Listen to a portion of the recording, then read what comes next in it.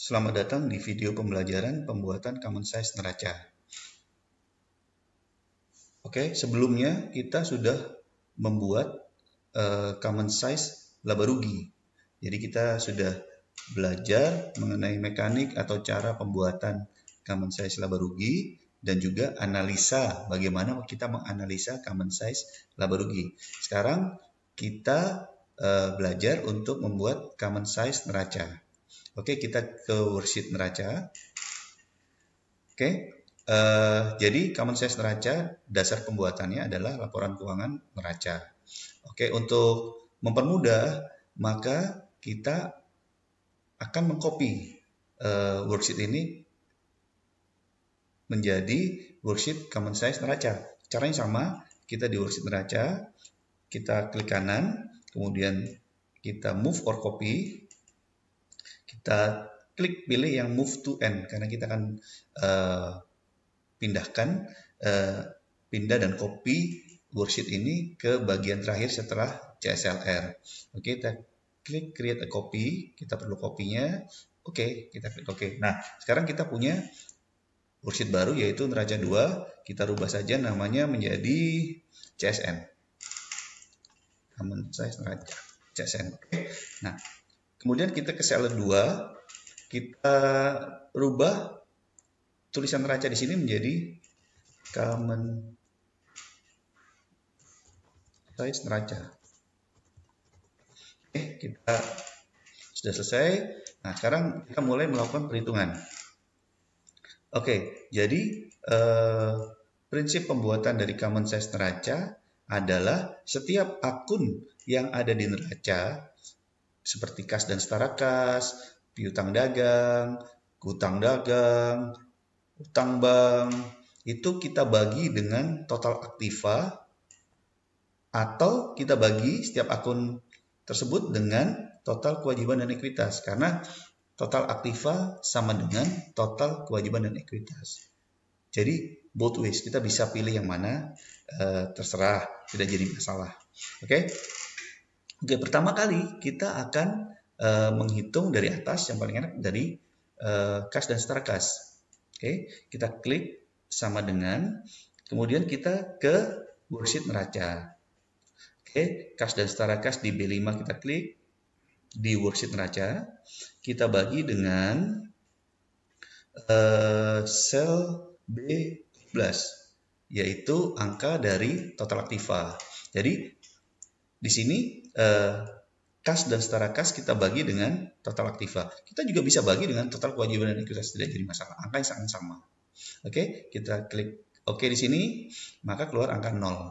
0 ini kita akan rubah jadi percentage here. Oke, nah kemudian kita kasih 2 angka di belakang koma supaya lebih detail dalam analisa. Bisa 3, 4, 5, 6 tapi akan terlalu panjang. Oke, nah sekarang kita akan copy rumus neraca B5 dibagi dengan neraca B17 ini ke sel-sel yang lain. Ke sel C5, B6 sampai dengan semuanya kita akan copy. Nah, jadi sekarang kita kita rubah dulu. Pertama, ini rumusnya kita rubah dulu untuk membuat fix. Oke, B17 ini di depan 17 kita beli, kita ketik tanda dolar. Oke, B dolar 17. Kita klik OK. Nah, kemudian kita copy rumusnya. Oke, setelah itu kita pilih area atau sel di mana kita akan mengcopy rumus ini. Kita pilih di sini semua sel, oke. Bentar, kita pilih semua sel dulu.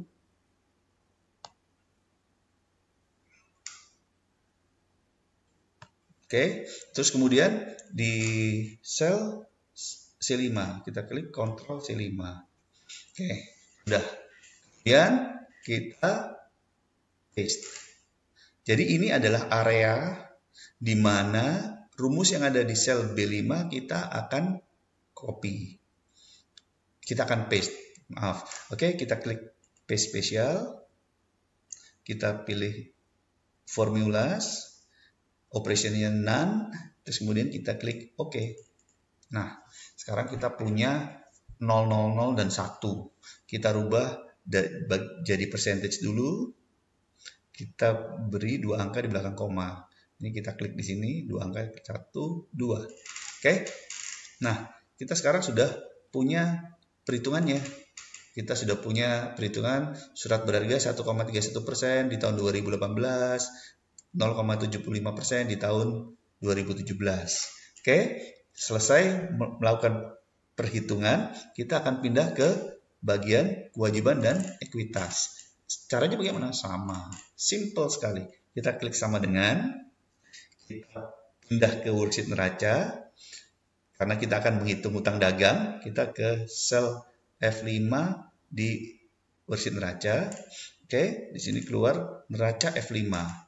Oke, kita bagi dengan total kewajiban dan ekuitas. Bisa kita bagi dengan total aktiva, tidak masalah. Asal sama-sama di tahun 2018. Oke, kita klik OK. Kita rubah sama, kita dapat 0. Kita rubah ke percentage di sini, kita klik, kemudian kita tambah 2 angka di belakang koma supaya analisanya lebih detail. Oke, setelah selesai kita lanjutkan karena kita akan mengcopy, kita rubah dulu, bukan kita rubah, kita tambah tanda dolar di depan 18 supaya fix di 18. Kita klik OK. Nah, kemudian kita akan mengcopy rumus ini di area atau di sel-sel yang ada di kewajiban dan ekuitas. Oke, sudah, kita pilih areanya. Jadi ini kita copy dulu. Copy sebelah kiri atas, kemudian kita pilih areanya. Oke, kemudian di sel G5 juga, Ctrl G5. Kita sudah pilih areanya, kita paste. Kita klik paste spesial, kita pilih formulas, operationnya none, dan OK. Nah, sama, kita dapat 0. Kita rubah jadi persentase dulu di sini. Klik persentase di atas, ini percentage. Kemudian kita beri 2 angka di belakang koma. Itu 2. Oke, selesai. Kita sudah berhasil melakukan perhitungan common size neraca. Kita sudah bisa membuat perhitungannya. Oke, nah tahapan selanjutnya adalah bagaimana kita menganalisa common size neraca. Oke, kita sebelum melakukan analisa common size neraca, saya akan mungkin menjelaskan terlebih dahulu mengenai neraca. Bagaimana sih sebenarnya cara termudah untuk membaca neraca? Oke, neraca pada dasarnya terdiri dari aktiva dan kewajiban dan ekuitas. Harus balance antara aktiva dengan kewajiban dan ekuitas. Jadi di sini adalah kumpulan, di bagian aktiva ini itu adalah kumpulan aset-aset perusahaan, kekayaan perusahaan. Oke, kekayaan perusahaan, harta perusahaan itu ada di bagian aktiva. Nah, di sebelah kanan adalah kewajiban, hutang, dan pembiayaan perusahaan. Jadi intinya neraca itu sebetulnya simpel menjelaskan bagaimana perusahaan membiayai pembelian ini, membiayai akuisisi dari aktiva-aktivanya. Itu pembiayaannya tercermin di bagian sebelah kanan ini, hartanya ada di sebelah kiri. Jadi simple sekali, oke? Jadi kita kalau melihat neraca tidak usah terlalu susah. Atau kita mau buat akun-akun ini. Jadi ini adalah akun-akun umum. Tapi sebenarnya untuk setiap perusahaan akun-akun ini akan berbeda. Bisa berbeda karena setiap perusahaan mempunyai policy yang berbeda dan metode pencatatan akuntansi yang berbeda. Oke? Nah, jadi sekarang kita kembali ke CSN. Nah, sekarang kita bisa lihat persentase-persentase yang ada di common size neraca. Pertama, analisa yang akan kita lakukan adalah analisa vertikal. Analisa vertikal itu contoh aja langsung, bagaimana sih menganalisa vertikal? Kita misalnya mau tahu akun kas dan setara kas. Nah, di analisa vertikal apabila kita melihat angka 4,55% ini, itu menjelaskan bahwa dari total 100% harta atau aset perusahaan atau aktiva perusahaan itu berbentuk kas dan setara kas. Nah, kalau kita mau lihat di sini dalam bentuk persediaan, harta perusahaan itu sebenarnya 47,76% dalam bentuk persediaan. Ya kan? Nah, kita bisa lihat dalam bentuk aktiva tetap 31,46% harta perusahaan itu berbentuk aktiva tetap. Nah, kita lihat di sini bahwa untuk Fast Smart Learning itu komposisi terbesar adalah di persediaan. Artinya persediaan itu mewakili sebagian besar dari aset perusahaan. Di sini kita juga bisa lihat hutang dagang itu mewakili 10,46% dari kewajiban dan ekuitas perusahaan. Oke, nah sekarang kita akan menganalisa secara horizontal. Bagaimana menganalisanya? Oke, kalau kita melakukan analisa secara horizontal, artinya kita akan melihat tren. Kita coba menganalisa tren dari kinerja perusahaan dari sisi neraca. Oke, kita lihat sini. Tren yang paling enak kita lihat mungkin di hutang. Lebih gampang untuk membayangkannya. Oke, hutang dagang. Kita lihat di sini. Dari tahun 2017 ke tahun 2018,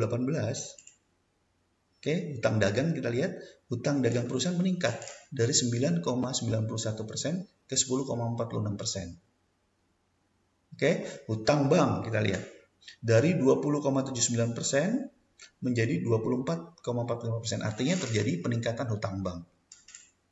Oke, nah untuk analisa tren dibutuhkan memang paling sedikit adalah 5 tahun supaya lebih akurat. Apabila kita punya data 10 tahun akan lebih baik lagi analisanya. Oke, jadi sekarang kita sudah belajar cara membuat, menghitung dan menganalisa common size neraca. Simple, tidak terlalu susah dan sangat bermanfaat untuk menganalisa kinerja perusahaan.